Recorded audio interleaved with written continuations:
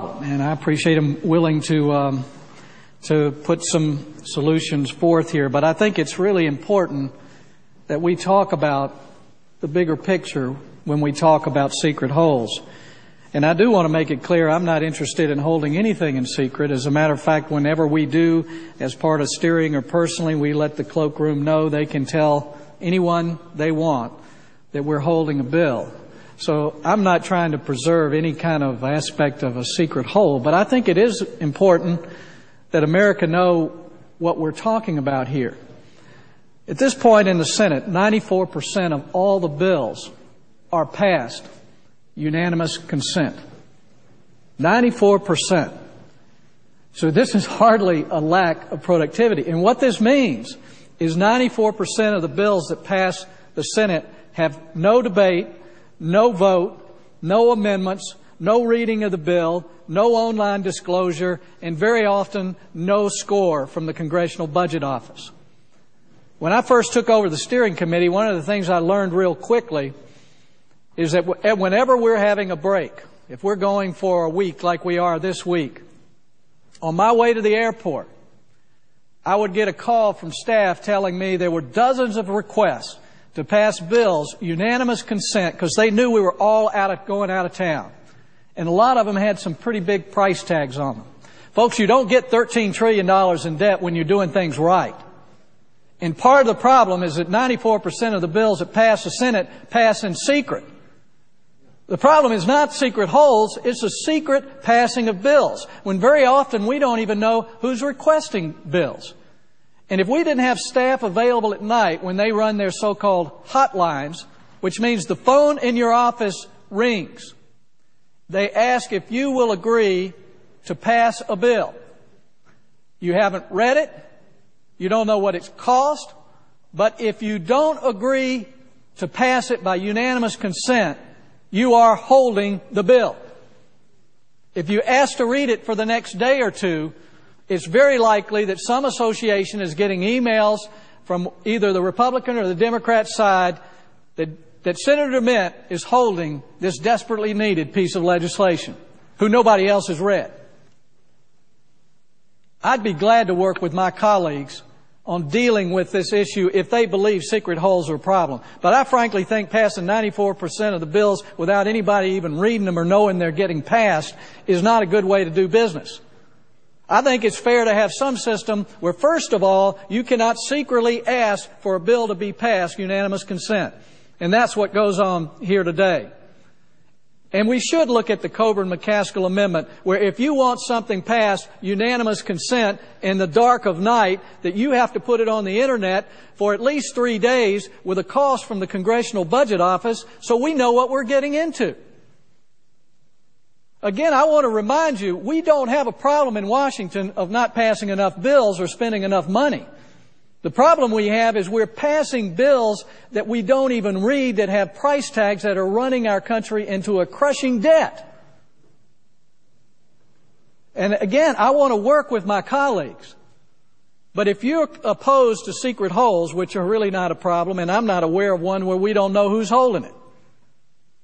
But I have a problem with people secretly asking that bills be passed in secret, and that 94% of the bills in this place get passed that way.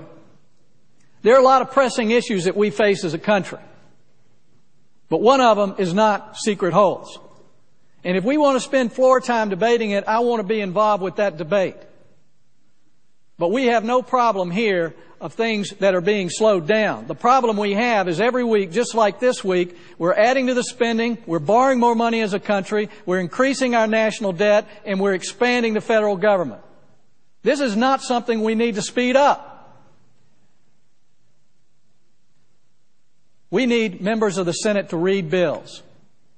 We don't need to be talking about holding a bill when someone innocently asks to read a bill and let you know tomorrow. Let's work on this. If you want bills to go through quicker, let's get rid of secret passing of bills that have never been on the Internet, that have never seen the light of day. And this is something, again, that my colleagues I know are well intended, but they've only gotten a piece. The real problem are secret bills and members secretly asking them to pass, I'll be glad to let you know I'm holding them. Would the senator yield on me to hold those bills? Yield for a question I will in just a moment. Without giving up your floor time. Senator from South Carolina has the floor. Let me ask the senator a question and then I'll yield. Could we include in your legislation the idea that whenever someone wants to pass a bill, unanimous consent, that they have to come to the floor and say, I, Senator Jim DeMint, want to pass this bill, a bill I've not read, which has not been online for 3 days, which has no score from the Congressional Budget Office, and I desire to pass this bill with no debate and no roll call vote. If we would do that as individuals, I'll be glad to give up my right to any secret hold. And I'll yield to the senator. The senator and I think, are making some progress here, because I was about to pose almost the same question to my colleague. I believe the senator from South Carolina is talking about the Coburn-McCaskill proposal in terms of trying to make sure that senators have actually read legislation. I have, Senator DeMint, already indicated to Senators Coburn and McCaskill that I am interested in being a co-sponsor of this legislation. I think it is a constructive idea. I think, in effect, we're asking each other the same questions. So I think the measure you're talking about, the Coburn-McCaskill bill, is an important one. I've indicated that I would be a co-sponsor. So by way of just saving some time, would my colleague be willing now to let Senator Grassley and I advance our proposal to eliminate secret holds today, given the fact that we've got more than a decade's worth of work, now that I have publicly acknowledged that I think the point that the senator from South Carolina has made, which is very much in line with the Coburn-McCaskill bill, I think your point is a valid one.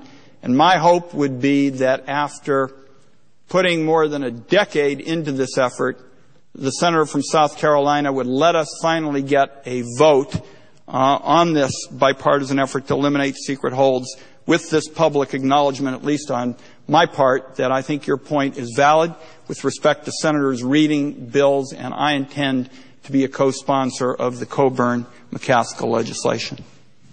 Well, I thank the senator for being willing to work with other colleagues.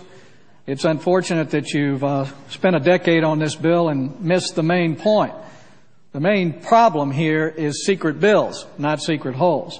But if you are willing to modify your bill with the Coburn-McCaskill language, and if it includes revealing who is trying to pass the bill, along with putting it online with a Congressional Budget Office score, I'll be glad to support your efforts for this bill. But I will not support the passing of your bill a la carte without the language being modified to include the Coburn-McCaskill amendment and the revealing of whoever is asking that bill be passed. So again, I would enjoy working with my colleagues if this is important to you to get passed. Again, I think there's certainly more pressing issues, but I'm not interested in holding anything secretly. And if you would work with us on modifying your language, I think we could get this thing passed, and maybe even by unanimous consent. Would the senator yield again without giving up his right to the floor? Yes, I will. My understanding from the sponsors, Senators Coburn and McCaskill, they are not yet ready. In other words, we have been talking to them. I've already indicated to Senator Coburn that I would be a co-sponsor of his proposal. So we now have what amounts to not just a private acknowledgement that your point is valid, but a public one here on the floor of the Senate. I would just say to my colleagues, it's my understanding from the sponsors that they are not yet ready to bring this before the United States Senate. And that's why I'm hopeful that, given the acknowledgement that you have a valid point with respect to making sure that bills are actually read, my hope would be that the senator from South Carolina would let Senator Grassley and I go forward, finally have that vote, given the fact that we have spent more than a decade laying the groundwork, and that we could at least make some progress here today in the Senate. I thank the Senator. I think if we've waited a decade for this bill, we can spend another day or two to get it right. And if you certainly are supportive of their language, I know their ledge staffs well enough that we could get this incorporated in your language probably within a few hours and get this thing done, and I would be happy to help with that. So I thank you for your interest in cooperating. I thank the President, and I yield back.